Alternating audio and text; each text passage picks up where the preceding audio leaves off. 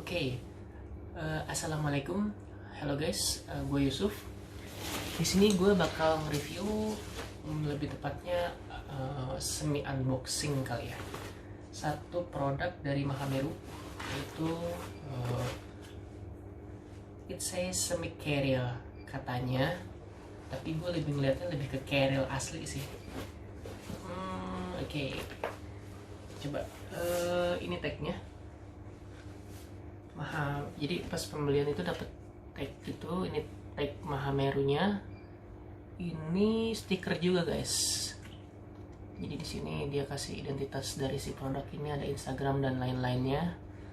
Oke, kemudian ini gue beli tanggal 3 April ya, 3 April 2019 dengan harga segini, 450.000 di toko Kartens Bekasi.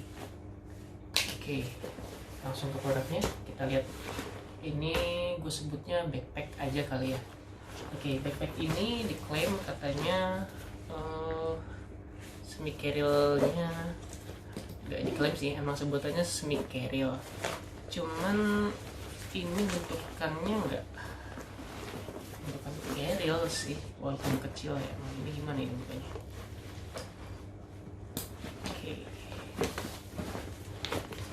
Mundur sedikit lagi ya. Oke, ini tas. Kenapa gue beli backpack ini? Oke, pertama karena ukurannya. Emang gue pertama nyari semi carrier backpack gitulah, yang ukurannya nggak terlalu kecil pun nggak terlalu gede. Itu pertama kali niat gue buat nyari tas backpack ini.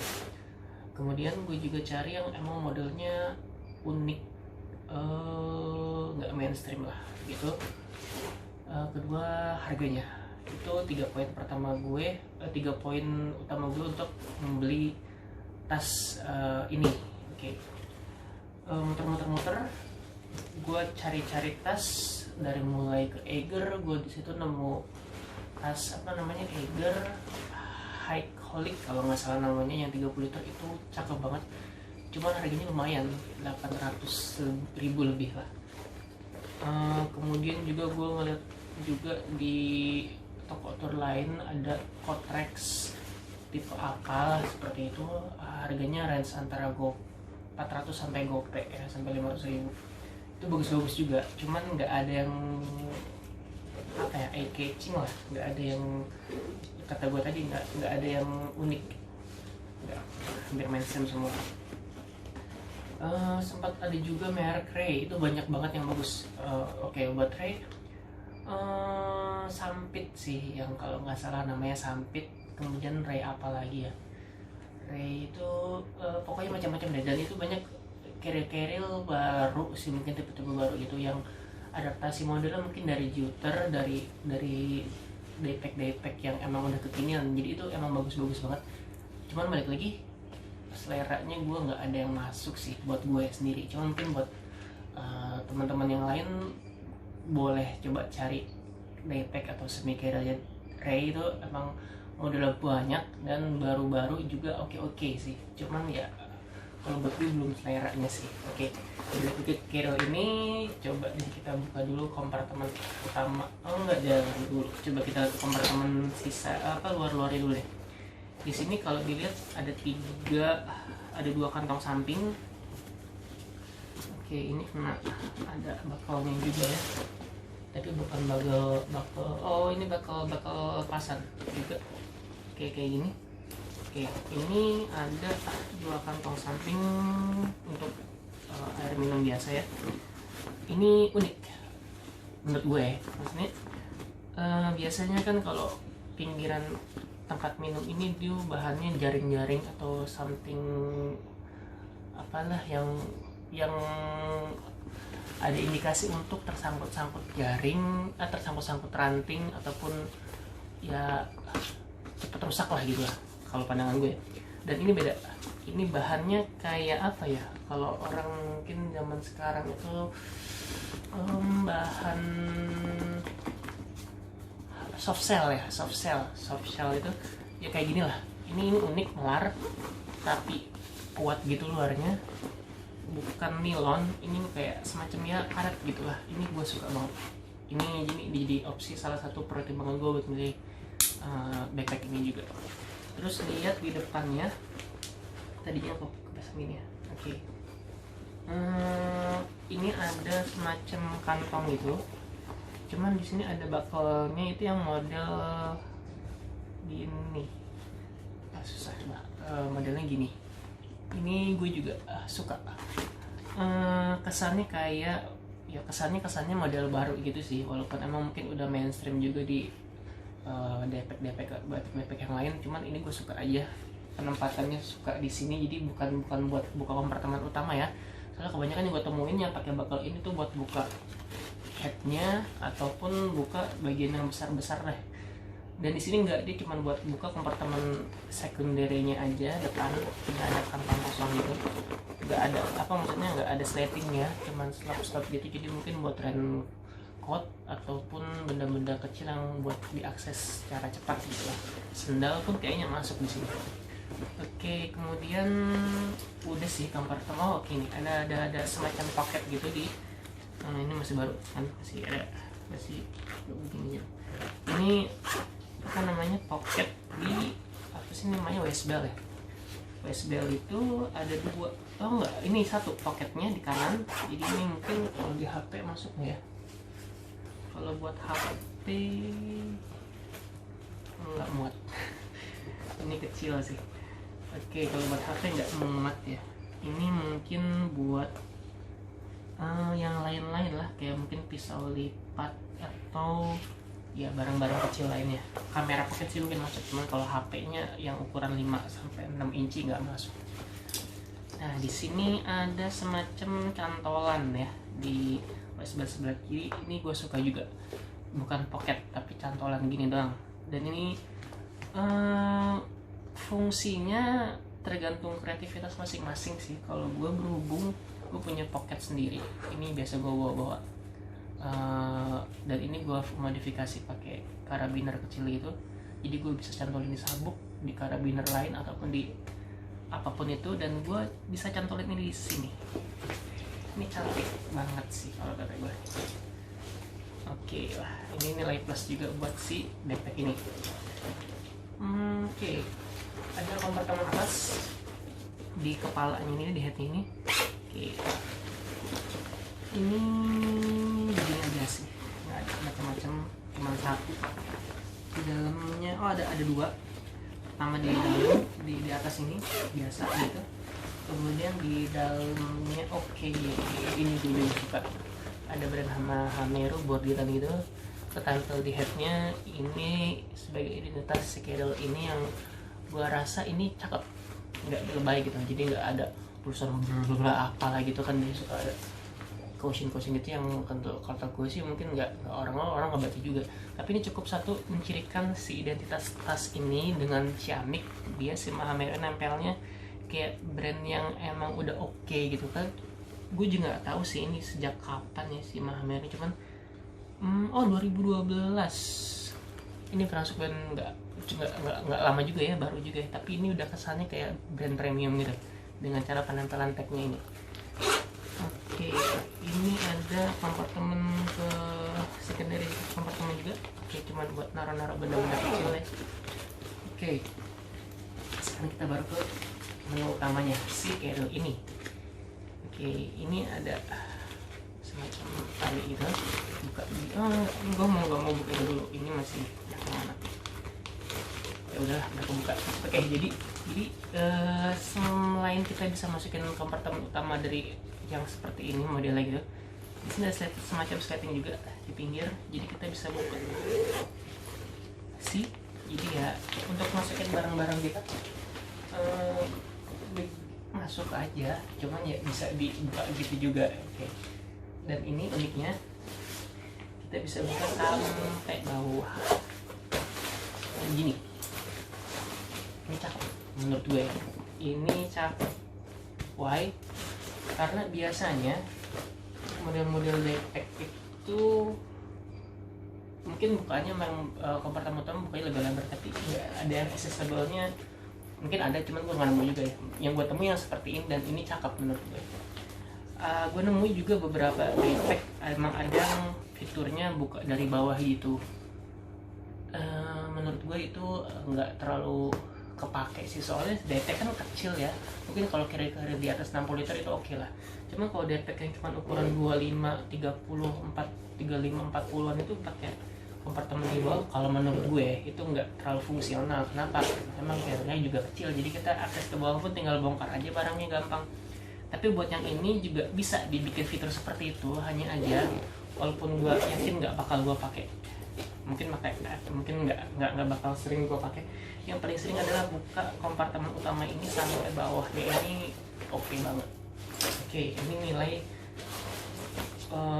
tambah lagi buat si Carrier Mahameru Defendra ini. Dan di dalamnya ini sendiri banyak kompartemen kecil.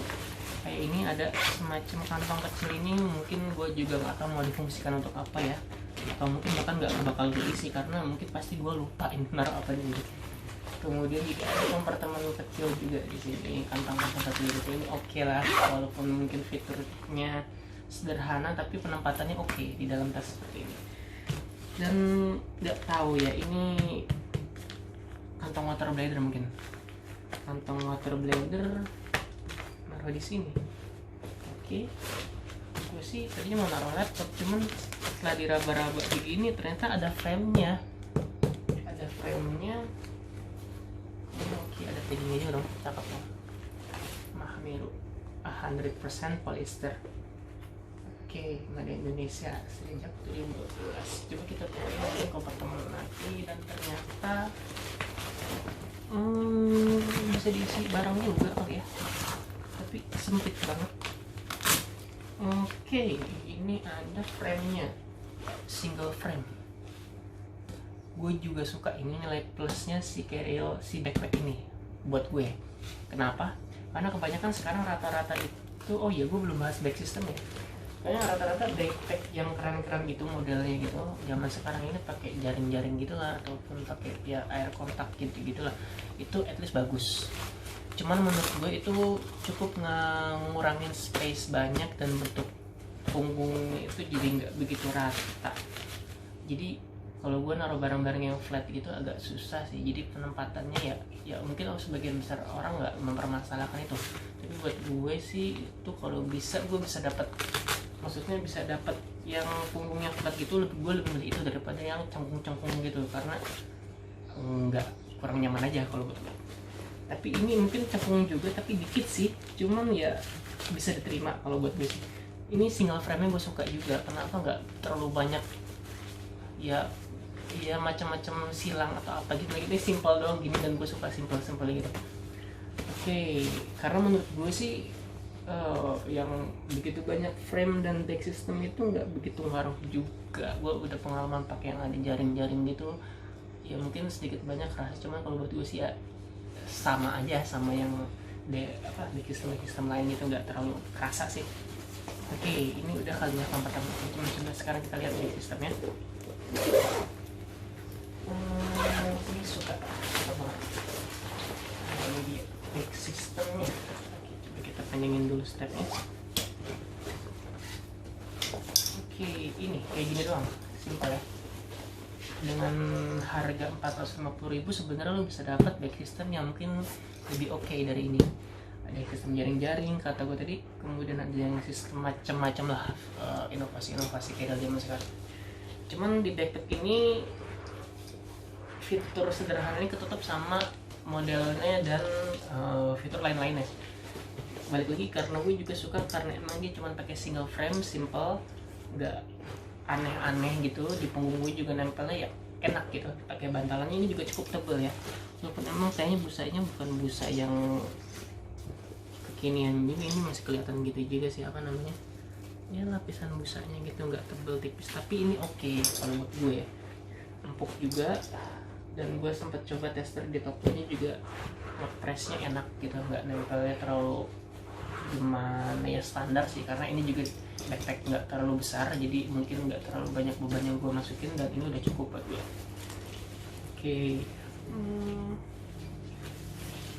coba gue loading barang ya, coba kita lihat penampakan kalau isi barang seperti apa.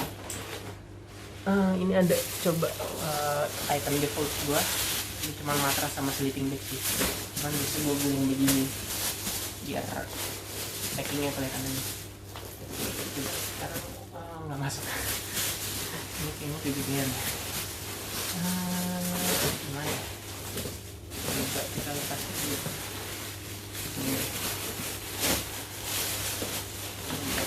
Sumber masalah ini sleeping bag kecil ya.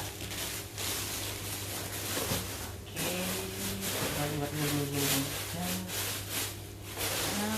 Udah muat ya. Oke, muat harusnya sih. Ini settingnya juga daya kakak sih kalau kelihatan. Yes, dia garap produknya serius sih, enggak abal-abal.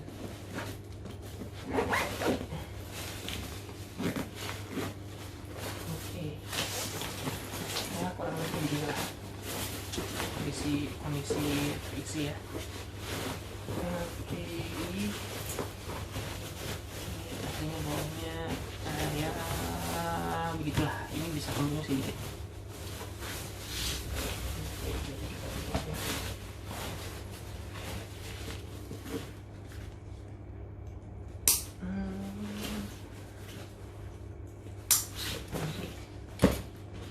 Lebar ya.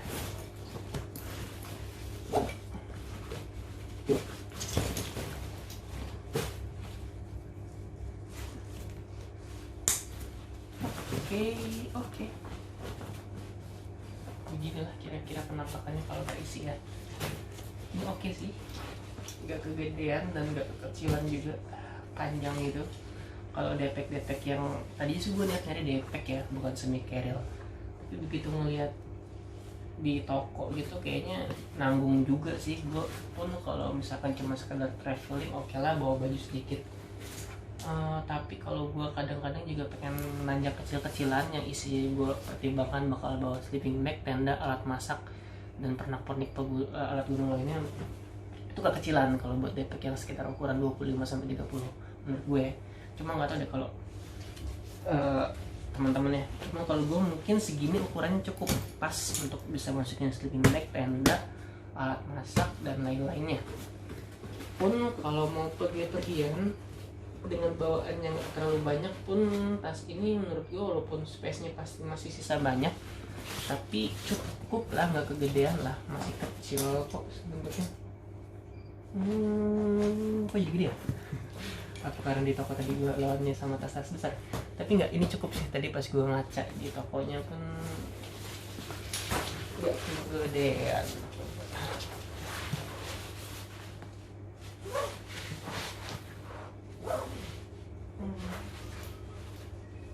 Oke, ini begini, bakalnya pun udah ada peluitnya ya. Gue susah ngeliat ini, nggak tahu kenapa tiap bakal emang mesti ditiup kenceng gitu ya, susah gitu ya. Oke, ini strapnya pun bisa diatur tinggi rendahnya. Oke, begini tampilannya kira-kira kalau dipakai. Cakep sih. Warnanya juga oke. Oh iya, pilihan warnanya ini ada 3, merah, biru, sama hitam ini. Dan yang hitam ini kebetulan gue cuma dapet barangnya 1, dan itu yang di display, jadi mungkin agak kotor kucel begini juga sih. Tapi oke lah, namanya barang di toko ya, mungkin nggak dipakai banyak juga ya, tetap hitungannya baru walaupun display.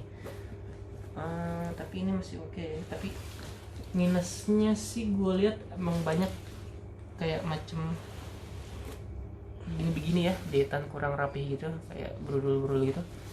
Mudah-mudahan sih kuat ya. Aduh, agak mengkhawatirkan juga nih. Oke lah, anggaplah ini rezeki gue nggak dapet yang bagus banget. Oke, coba. Tapi ini ada satu fitur lagi biasa menurut standar, apa namanya, rain cover, ikut juga pembeliannya. Oke, ini warnanya merah, cakep sih. Apa ini tulisannya? Oke, coba kita pasang aja.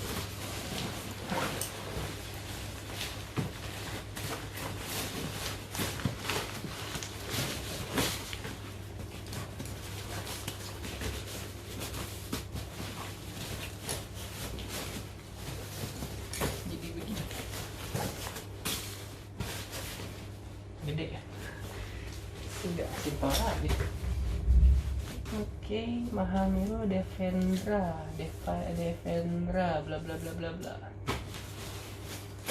Oke, mungkin segini aja semi unboxing ya, karena gue juga udah mau buka sebelumnya tapi belum gue buka banyak. Oke, cukup di sini untuk pembahasan si tas Devendra Mahamiro ini.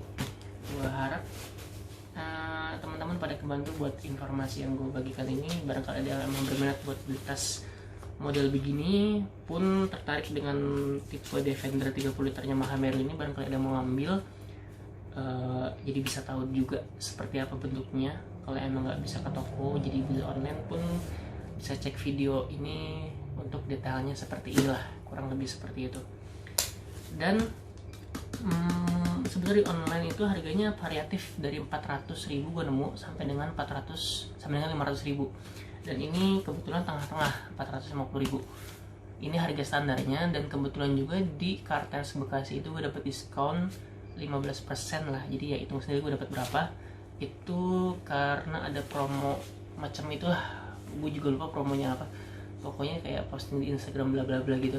Tapi worth it sih, jadi nggak se-400.000 juga, 300.000 sekian lah.